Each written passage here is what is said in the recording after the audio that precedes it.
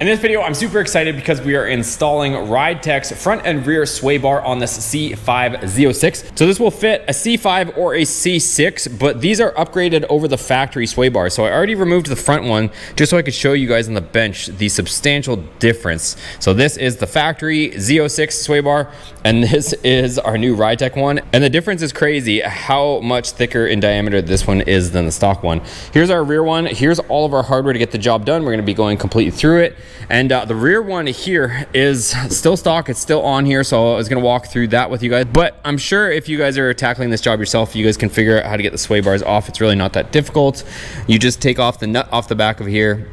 I already have this turned around from when we did the Delrin bushings. Yours might be straight through this way. Regardless, you're gonna take off the hardware here to get this off. Your end links, if you take these off, I'll show you guys a little trick to get the end links off a little bit easier, but this is gonna substantially improve the handling and performance of our car. If you guys haven't already seen our Ridetech coilovers, we got the TQ coilover system on here with the remote reservoirs that are mounted in the trunk and under the hood. And also we have Ridetech's Delrin bushing kit. So this thing all together is going to handle like an absolute beast, and we're going to be taking you guys to the track with us and dialing this thing in as well. So stick around if you guys are interested in performance and seeing this thing in action. All right, so since we've already got the front sway bar off, I'm going to walk through that one with you guys. So it does use the original mounting brackets. So you can see here it's got the same shape as it. So the same strap style bracket is the one that's going to be used with this. These are going to go over top of our new sway bar like so, and then we're going to use the original brackets. These spacers here, or if we have an excessive gap afterwards between our straps, so if we need to space them out, then we've got the supplied spacers here, but I'm going to show you guys exactly how it installs. But over here we've got a blank canvas, so the sway bar is going to go right in here, hook up to our lower control arms exactly like the factory one. So let's get that hung up here. Let's see if we have that excessive gap that they're talking about, and then we'll go from there. All right, so what I'm going to show you guys here is there is a Delrin sleeve that we install onto the sway bar here. So you can see here, so this allows us to have the Delrin sleeve here, so we don't have to worry about continually greasing this up. The Delrin is actually self-lubricating, so this is going around that, and then we have to position this tab at the top. So just look at this stock one, the way that came off. See how this is a flat portion at the back? We've got them in the same orientation, and the tab is at the top. So we got that set up that way on both sides. Again, tab at the top, flat portion at the back with the bar facing this way. So now we're ready to go over to the vehicle and hang this. All right, so we've got the sway bar in here, and you can see here that mine is pretty tight in here, but I've got this gap right there. So I'm gonna go ahead and install these, at least one right here. I feel like that one would probably clean up most of it. I'm not too concerned with that one, but either way, they provide these shims so that you can get these in here without completely crushing this, and then we'll move on to our end links.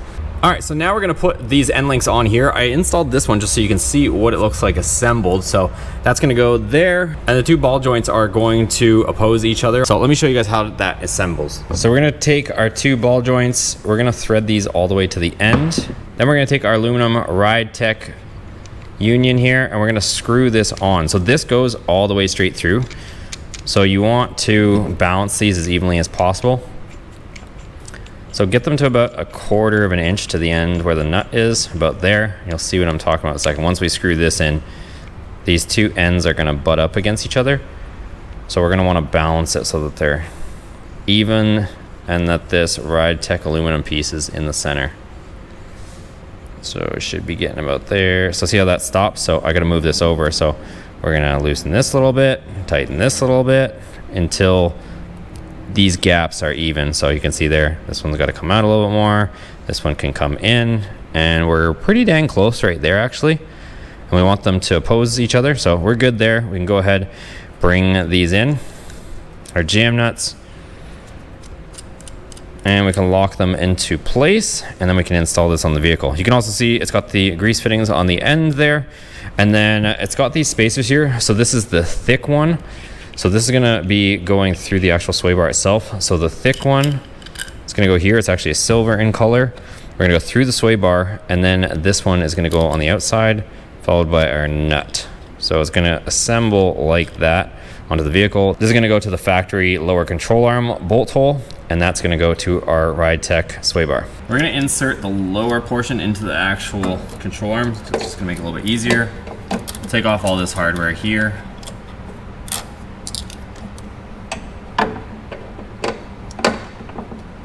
We might have to articulate this lower right there.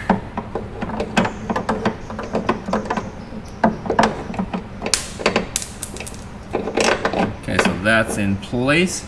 Now we can swing this into place right there. We got the thicker collar there. We got the thin one here. And then we can put the nuts on the end. Like so. And we can tighten down all of our hardware. You'll notice here, I'm probably gonna move this line a little bit. So we'll probably release this tie wrap here, that way this can float in and out of here. I just didn't want the tire getting into it before I installed this, but I think now we can remove this and let this free float wherever it needs to go. All right, so check it out. This is all installed, so our hardware is all now tight, and here's the spacers that are supplied. I ended up using them. You can see there's one there as well. So double check yours, but I think this looks a lot better and it doesn't look overly squished, so we should be good to go. So both sides are in, both sides are tight, and it fits great, you guys. So everything is good. Everything clears nicely, so let's move on to the rear and get that one installed. All right, guys, so we're just removing the rear sway bar here. So pretty straightforward. There's just the 4 bolts, nuts, whatnot right there. And then I want to show you guys a little trick here. You can hold this here. Yes, you can grab onto it here with a flat of an open-end wrench, but you can also put an Allen in the end of it. You can tighten that, hold the nut once you crack it loose, and it'll just drive it out. So hopefully you guys can see from there, but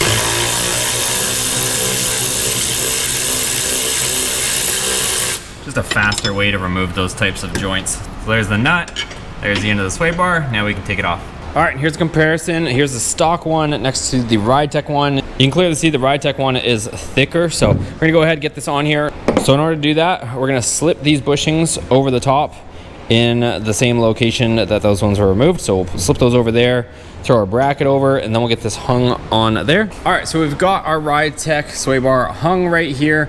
We can continue to put in the hardware, but I'm also assembling some of this other stuff that needs to be done. So we've got our end links, same as the front. You bottom them out, twist them so they're opposing each other, and then you can lock them in. So those 2 assemblies are ready there. Also, they do supply a little bit of anti-seize for these bolts here. These are gonna sit on the sway bar itself and connect to our tie rod ends. And then these here is going to hold the sway bar in place once we're ready from shifting left to right. So once we get everything centered up. So let's start to get things ready to go. So let's go ahead, we'll slide these guys on. We'll get our hardware all tight on the back of the sway bar, and then we can get to putting the end links on. All right, last step in the instructions, you guys. All of our hardware is now tight, but once we get this thing on the ground, you're not gonna be able to see this, so I wanna show you guys in the air what we're doing. So you're gonna put the vehicle down under its weight with the wheels on, and you're going to adjust this here before you tighten these down onto the sway bar so that your end links, this rod in here and that rod in there, are parallel at your ride height. So that's what you're gonna do. Then you're gonna tighten these down, and then you're good to go. So this thing looks awesome, way more beefy than the stock one. All of our hardware is tight, and that's gonna complement our Ridetech TQ coilovers, our Ridetech Delrin bushings. This thing is gonna be on rails. So if you guys are interested in Corvette stuff, definitely hit the subscribe button. Now we're gonna be heading to the track with all the stuff. We're gonna dial it in, show it in action, and show its performance. So I'm excited for that. Now that the install's out of the way, give this video a thumbs up if you enjoyed it. Check out the other videos on the channel. We'll see you guys on the next one.